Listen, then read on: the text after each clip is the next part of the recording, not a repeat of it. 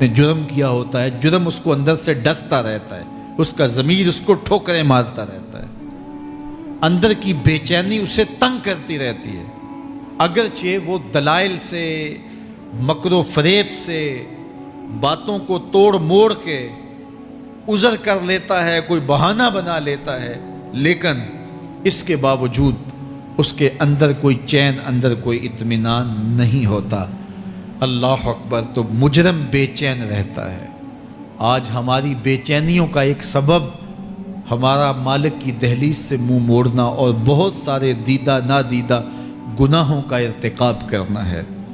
جب ہم سے سستیاں ہو جاتی ہیں، کوتاہیاں ہو جاتی ہیں، تو وہ گناہ ہمارا پیچھا نہیں چھوڑتے اور ہمیں بے چین اور مضطرب رکھتے ہیں۔ تو بعض اوقات جو ہے وہ ہم کہتے ہیں کہ پتہ نہیں بے چینی کیا ہے۔ بے چینی گناہوں کی ہے۔ گناہ طبیعت میں بے چینی پیدا کر دیتا ہے، سکون نہیں آنے دیتا۔ اطمینان کی دولت چھن جاتی ہے جب کوئی شخص گناہ کرتا ہے، اور یہ لازمی نہیں ہے کہ وہ کسی کا حق غصب کرے، اس نے کسی کی عزت ہی پامال کی ہو، اس نے کسی کی آبرو پہ حملہ کیا ہو۔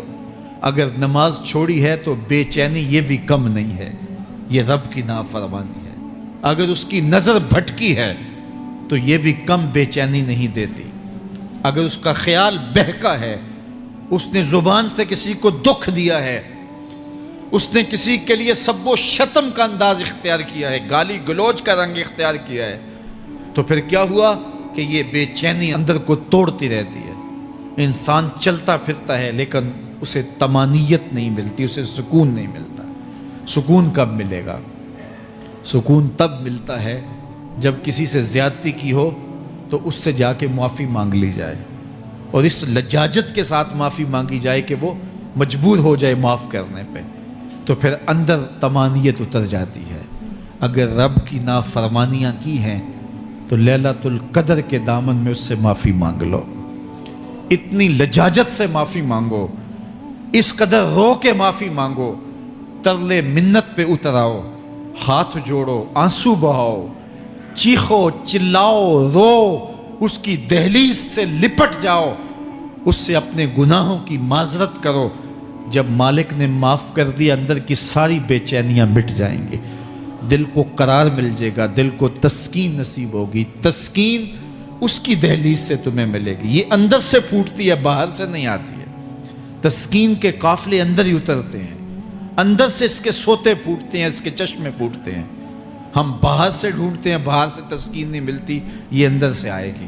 اس لیے اس دل کے اوپر لگے ہوئے میل کچیل کو، غلاظت کو دور کر لو اور کھرچ دو دل کے اوپر پڑے ہوئے جتنے بھی زنگ ہیں، تو پھر نتیجہ کیا ہوگا؟ دل ستھرا ہوگا، مصفہ ہوگا، مزکا ہوگا، تو پھر دل پر نور ہوگا، تو پھر آپ کو زندگی گزارنے کا لطف اور سرور اور مزہ آنے لگ جائے گا۔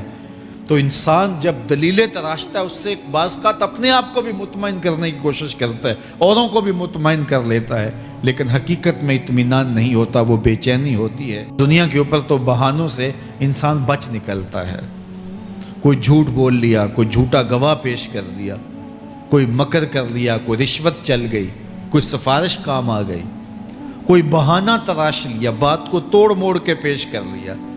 لیکن قیامت کا جب دن ہوگا تو کوئی نہ جھوٹا گواہ چلے گا، نہ رب کی پولیس رشوت لیتی ہے، نہ وہاں انصاف کے خلاف کوئی کام ہوگا، اور نہ ہی کوئی بہانہ چل سکے گا۔ اللہ اکبر!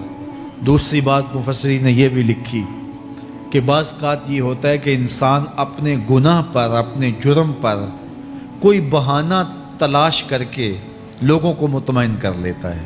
جو اس نے جرم کیا، کسی سے زیادتی کی، کسی کا حق غصب کیا، تو لوگوں نے ملامت کی تو وہ کوئی بہانہ تلاشتا ہے اور لوگوں کو مطمئن کر لیتا ہے۔ بعض اوقات لاجواب کر دیتا ہے، بعض اوقات مطمئن بھی کر لیتا ہے۔ وہ لوگوں کو تو مطمئن کر لیتا ہے لیکن وہ خود مطمئن نہیں ہو سکتا۔ جس نے